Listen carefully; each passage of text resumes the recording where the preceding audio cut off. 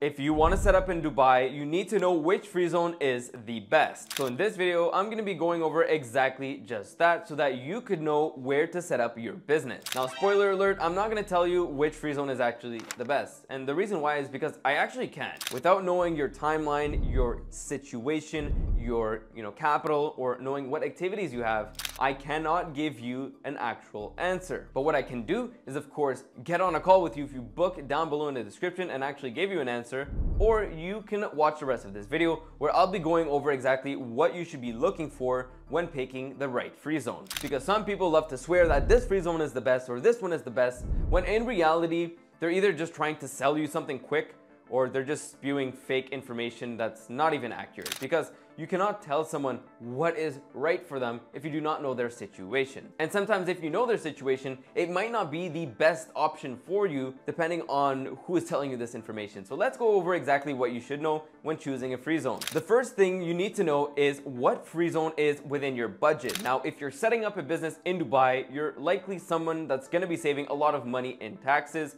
You're likely someone who is a wealthy individual who doesn't really care about saving $1,000 to go and set up in a cheap free zone. You want to get things done quickly and efficiently. So immediately I would recommend to look away from the cheap free zones and actually set up your business in the most popular ones where most people set up. Now, the reason why is pretty simple.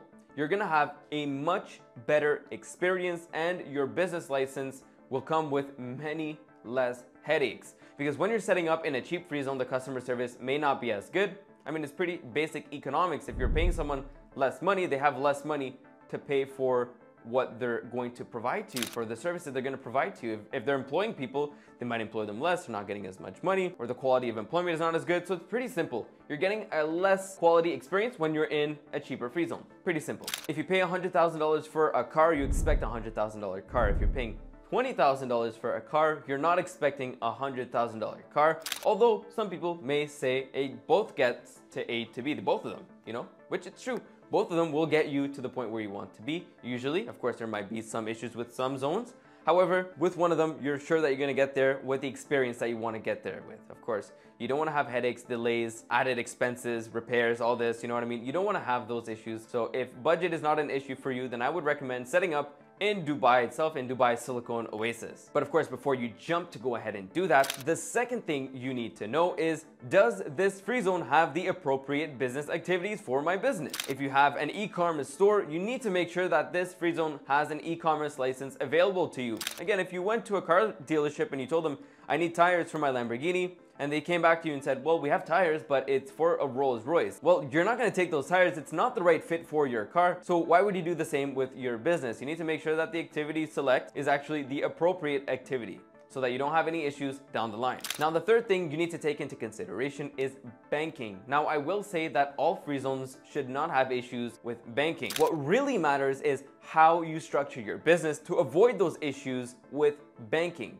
Okay, that's a very important thing because all these different free zones usually have no issues. However, of course, some free zones have better relationships with banks, have more partnerships, which makes it a lot easier and a lot quicker to get your bank accounts open. For example, with a Dubai free zone, it may take you 1 week, and with another free zone, it might take you a few weeks or a few months, but usually you'll get the bank account open. It doesn't really occur for people to not get their bank account open. When these banks are looking at your profile, they're looking at what activities you have and really assessing the risk to take you on as a client. So that could be a risk of your nationality, your business activities, your transaction size, etc. These are risks that they take into consideration, not so much what free zone you're in. However, of course, those free zones may have partnerships that will make your process a lot easier and a lot quicker and a lot more convenient. Now, some people may ask, why are some free zones more expensive than other free zones? And the answer is quite simple. Because what do you mean by more expensive? More expensive upfront or down the line? Because down the line, the pricing actually could be quite similar. For example, one expensive free zone could be, let's say, 10,000 one year, but then next year it's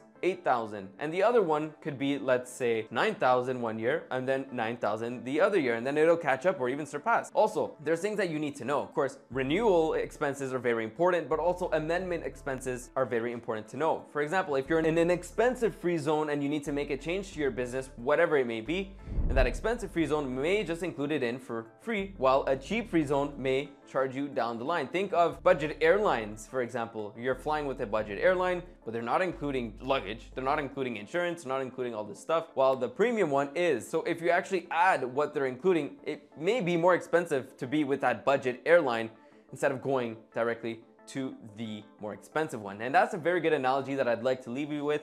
So it's very important to take all this into consideration before choosing a free zone, because necessarily one isn't better than the other. There may be one that's best suited for you.